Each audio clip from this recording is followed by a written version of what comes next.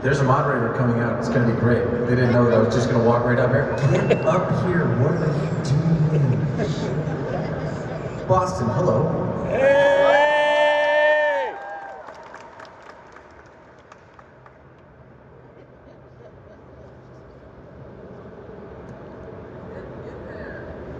Okay. Off we go. Off we go. It's Stephen Amell, everybody. Hello. Rocket, you like your shirt? I love it. I love it. Yep.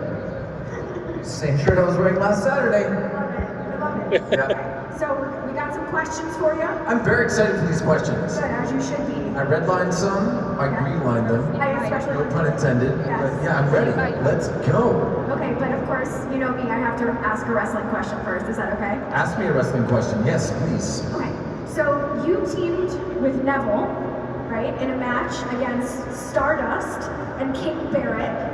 So I wanted to know, what was the toughest thing about training for that match? What was the toughest thing about training for that match? When I was training for that match, WWE was on a tour through British Columbia.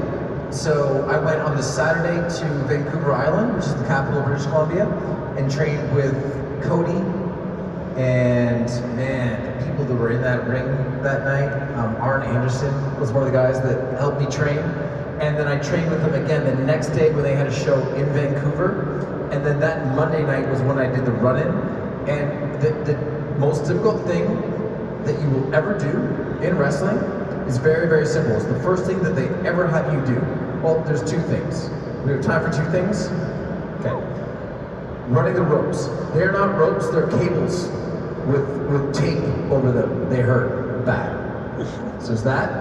And what they do is they get you up and they put you in the middle of the ring and they say crouch down like this and then fall backwards. It's terrifying.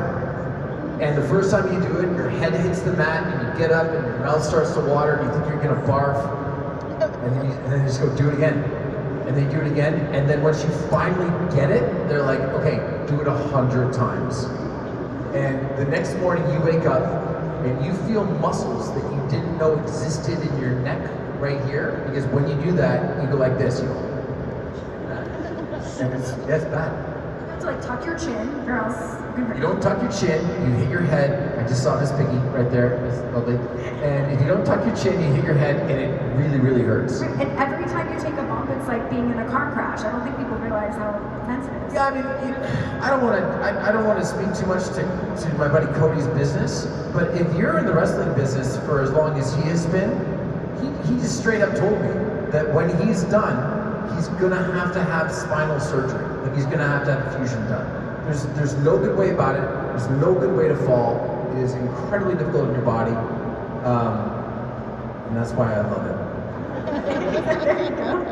So out of curiosity, because obviously we know you love wrestling and you love acting, but what did you want to be when you grew up? Like, what did you want to be as a kid? I wanted to be a professional baseball player. I wanted to play for the Toronto Blue Jays. Okay, I would like to thank the city of Boston for your hospitality and for the 7:30 months tonight. I got to go underneath the Green Monster, and it might have been like, don't tell my wife or my kids, it was a top 4 moment of my entire life.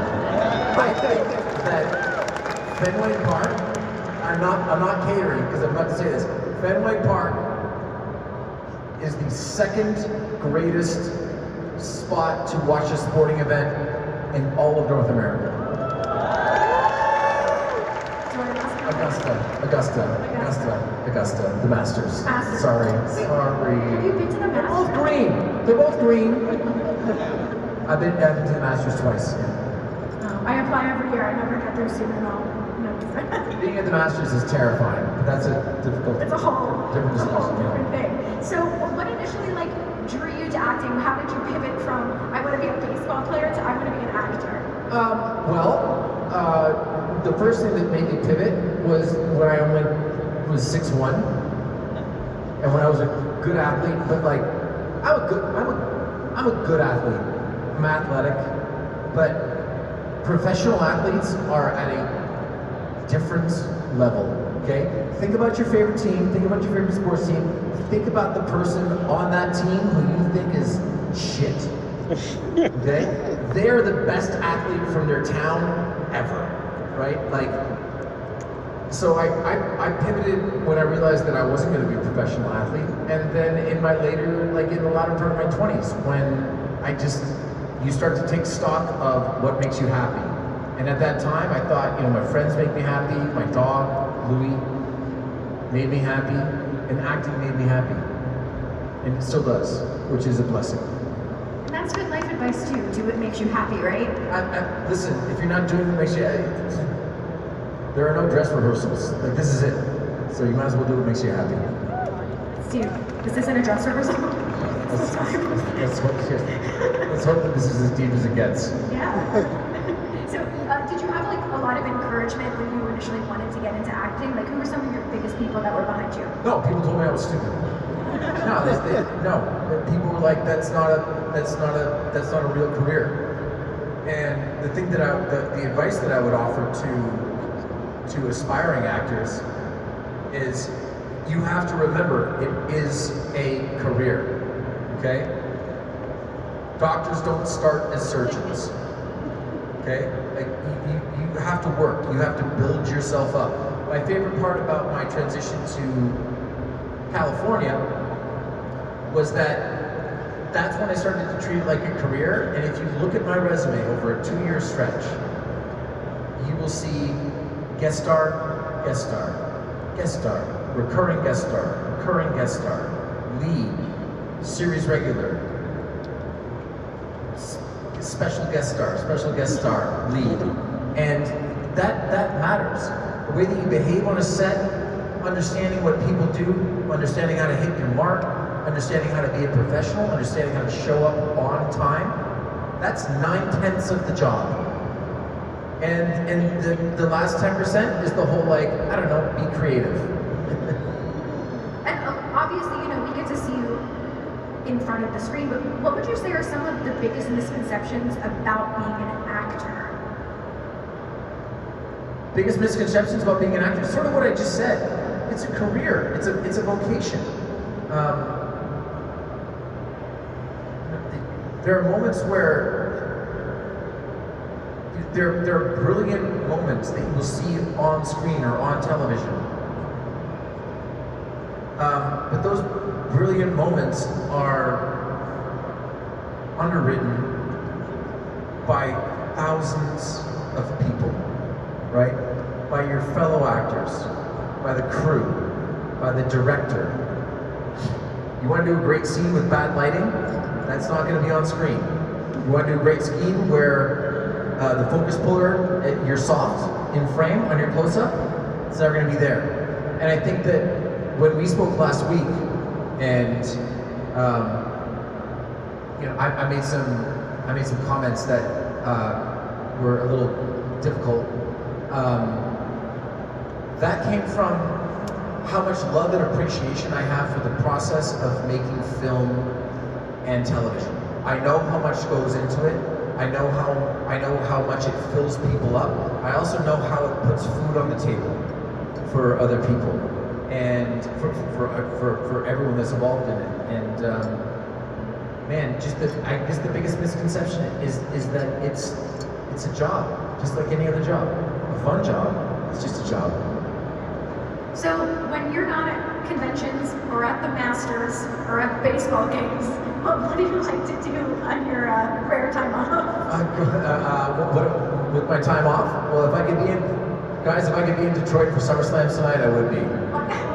How far is Detroit from here? A 2-hour flight. I looked at it. Oh man, my favorite thing right now is being a dad. My son has just started.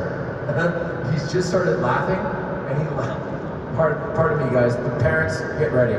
He laughs when he takes a shit, and then I look at him. You say who does it? Okay. And I look at him, and my wife did this, and it was the thing that I discovered when I got home this week. Look at him after he does it, and you go, you, and he goes. Like that. So I love being a dad right now. My daughter's going into 4th grade. She starts school a week from Monday. nobody likes being on strike, and being on strike is not fun, although it's important. You know, the ancillary benefit of that is that I get to be at home and do dad things, which is nice. Do your kids realize how cool you are? Come on. Yeah, no, I think my daughter thinks I'm cool. She's 9, so the clock is ticking. But my son's gonna think I'm cool until he's 40. 40 is the cutoff, then not cool anymore. Okay, you mentioned SummerSlam. I have a couple questions about music. Do you have a favorite wrestling theme song? Favorite wrestling theme song? Real American. Yeah, we're going Hulk Hogan. I played, when I got my American citizenship, which happened this past August, it was at Dodger Stadium. I didn't realize that I could have had a VIP chair. Didn't ask. When I saw that they were tweeting that I was getting my citizenship, I was like, damn it, I could have gotten a VIP chair. Because I got there at 7 a.m., it was 88 degrees in Los Angeles, we were sitting in center field in Dodger Stadium, and I sat down. I got there at 6:45, and I sat down at 7 a.m., and they said, okay, please keep your seats. And we are excited to begin the ceremony at 10. I was wearing a flannel shirt, like a stupid Canadian, and I had to sit there. I forgot the original part of this question. Okay, all right, okay. No, Hulk Hogan, yeah. And after becoming an American citizen, I got in my car, and I played Real American by Hulk Hogan. And I started to cry. I want to be able to vote. I'm very proud to be an American citizen. Dual citizen. I'm Canadian still. So outside of Hulk Hogan, what's the best concert you've ever been to? The best concert that I've ever been to?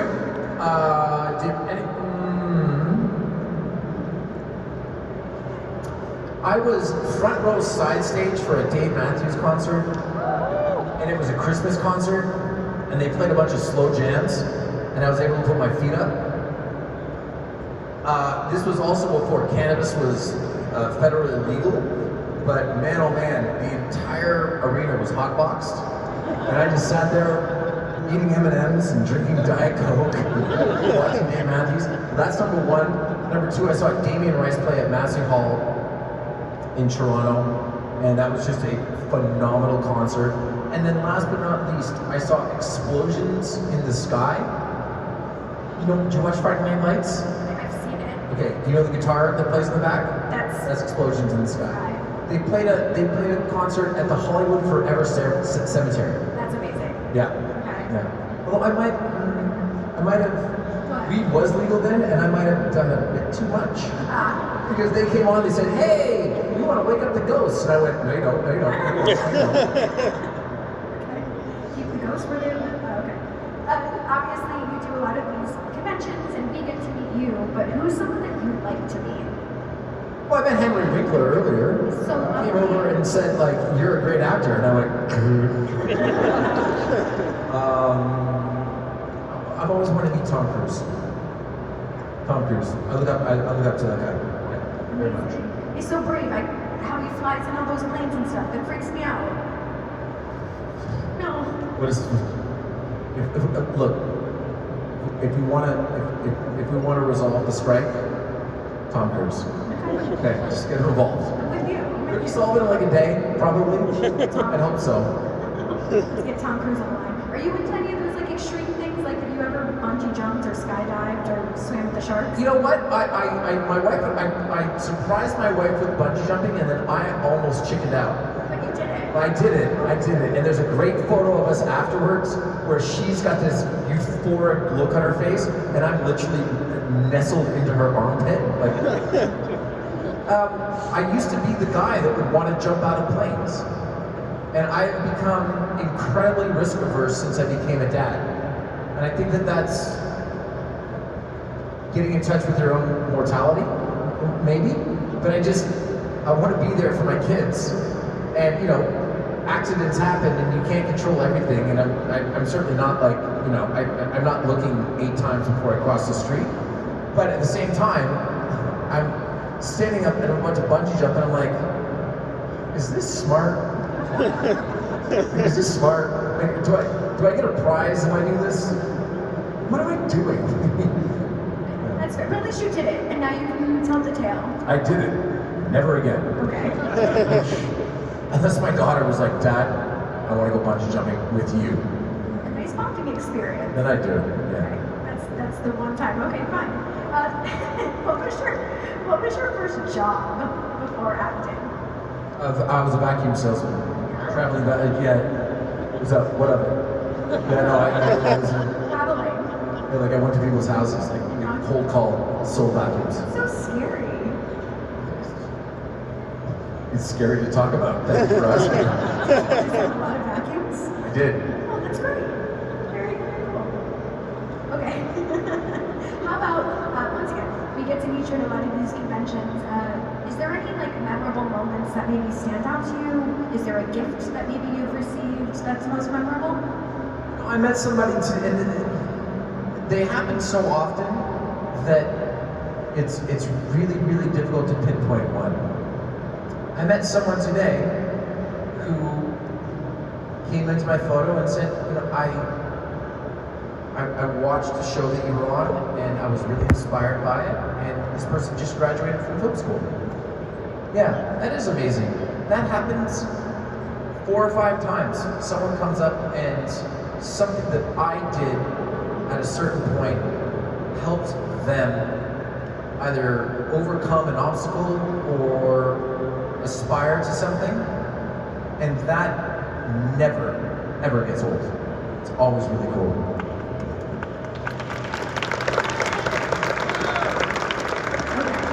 Now, I personally would like to see the Hulk Hogan cosplay, but let's say you get to choose your own, Steve Amell. What are you going to cosplay as at a convention if you're given the opportunity? Hawkeye. Hawkeye? Okay. Just because. Yeah? Final answer. Okay, done. Correct. You're correct. Or Winnie the Pooh. There's a pretty big gap between the two of those. Is there really any difference between Hawkeye and Winnie the Pooh? One wears Aren't pants. they both left-handed? I'm just move on. Next question. Okay. Have you ever had the chance to walk around and buy anything at a show, whether from Artist Alley, or have you ever purchased anything? Yeah, I'm hoping to. Is that the shirt right there? I'm hoping to get that shirt. Oh, here you gotta stand up and That model it. SummerSlam Hawaiian shirt. First of all, I didn't see your white Crocs and socks. Good for you. Good for you. Come on up here. Come on all the way up on stage so that we can meet this fashion icon. Crocs and socks. Those are Hulkamania socks right there, and this is a SummerSlam Hawaiian shirt that I intend to purchase today. Fabulous. You look amazing. Round of applause for this guy.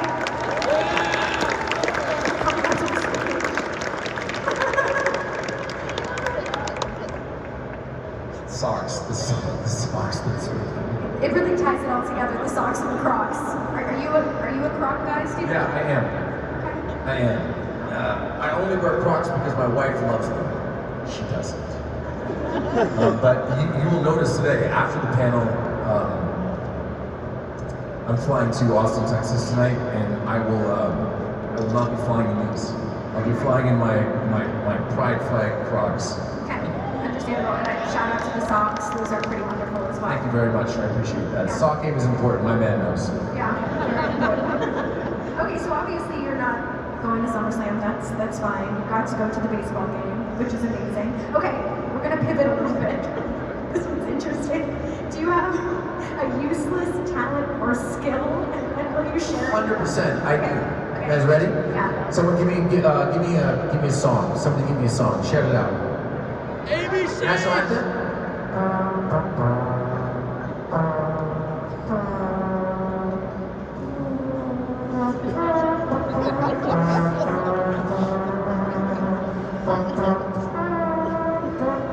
That's pretty useless.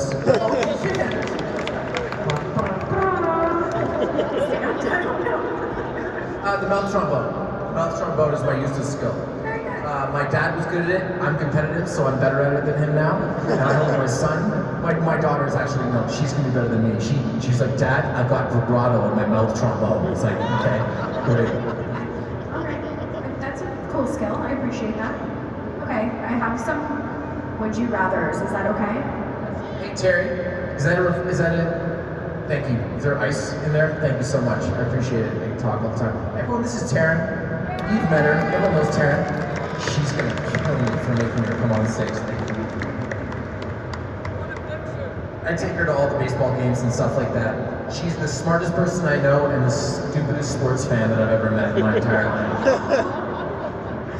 I say this with love. With love. It's met with love. Okay. It's with love. Are we saying, okay, we're going, would you rather? Yeah. Let's go. They gave me some, but I just... Let's go. I came up with my own. Here's the ones that they gave, okay? Let's go all the rapid fire. Here we go. Pizza or burger? Burger. Okay. Team Burger, where we at? Team Burger. Guys, I recently had to give up dairy. Okay? I'm Team Burger, reluctantly. Okay? Push comes to shove? No. No.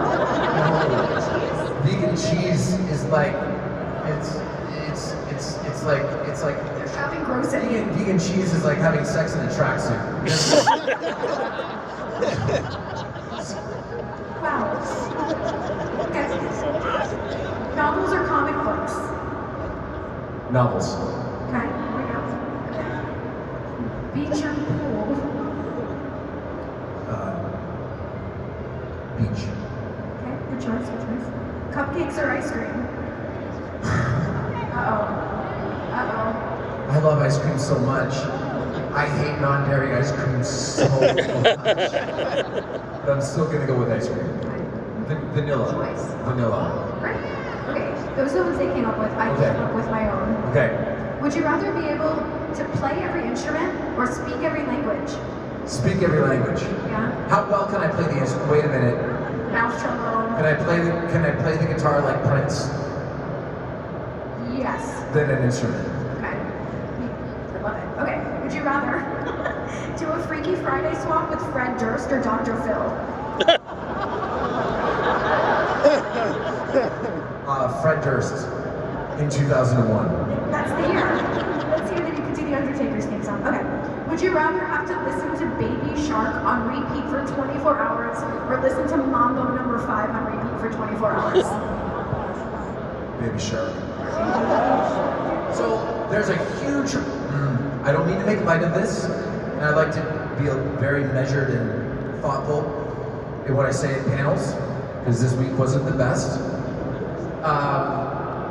There is a huge homeless problem in Los Angeles, and there is a tremendous video on TikTok of a worker, and the way, it's not funny, the way that he got rid of the homeless encampment was he put a big Bluetooth speaker up and just blasted Baby Shark on repeat until everyone left. That's all we'll do it together. I don't know if I should brought that up. Let's Okay. Okay, the next one. Would you rather swim in a pool of peanut butter or in a giant cereal bowl? Sorry about the milk. I didn't know. I'd rather, who doesn't want to swim in a giant bowl of Lucky Charms? Yeah, that's Oh, come on. That's an easy one. Is that your cereal, your go-to? Yeah, no. I like cereal in general. I feel like growing up, I feel like I was more like a honeycomb or like a Frosted Flakes kind of guy. Great choices. Yeah. No, the nice thing is that there's something called Ripple made with pea protein, and I put that in my cereal. And there's a chocolate flavor, I put that in there too. Just you. All right, we got 2 more. Would you rather, okay, this is kind of wrestling related, wear Zubas to every formal occasion or always wear a Canadian tuxedo to every formal occasion? Canadian tuxedo. Choice. My favorite is Jay Leno. Jay Leno wears the same thing every single day. He wears a denim shirt and jeans and boots. The differentiator is that he drives a different car every single day. If you ever go to Burbank, the the tour that they don't show you is if you drive around Burbank for long enough, you will see Jay Leno in a car with steam coming out of it, just driving along. You know how you notice Jay Leno? Because he looks exactly like Jay Leno.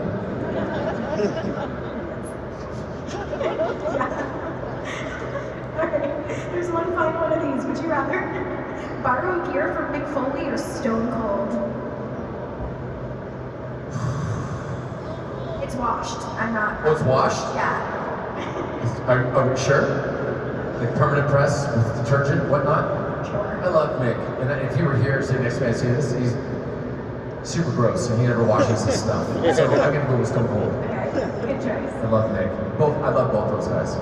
Alright, so they gave me a couple of these, finish the sentence, so we'll do a couple of these before we have to wrap it up. So, if I could teleport people, I would teleport to... Time or This is for up to Ask you. me again, ask me again. If I could teleport people, I would teleport to... If I could teleport people? That's the question. What does that mean? Let's rethink that and ask me again. I was going to say you teleport us all. If I could teleport, if I could take everyone here and teleport somewhere, Yeah. okay, I would teleport you guys to the base of the Green Monster where I was last night. That's very great. The best. So fun. Okay.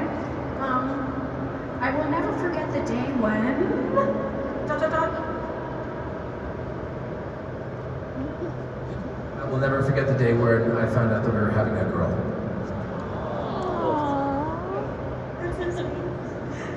Okay, if I could live in another time, I would choose... I like living now. Yeah, in the moment, in the present. Okay, perfect. And then... Or, you know, Westeros. Or Westeros. Yeah. But I'd be, especially based after this week, I'd probably be Joffrey.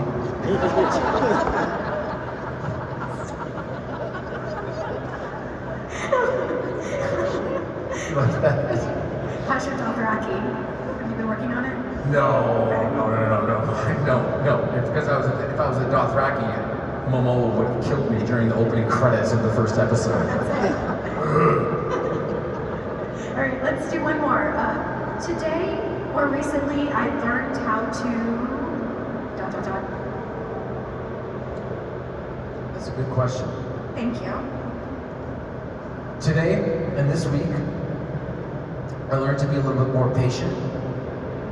I learned that the internet is not the real world. I learned that when I speak, people listen. So that when I speak, I should be a little bit more thoughtful, a little bit more measured, a little more calculated.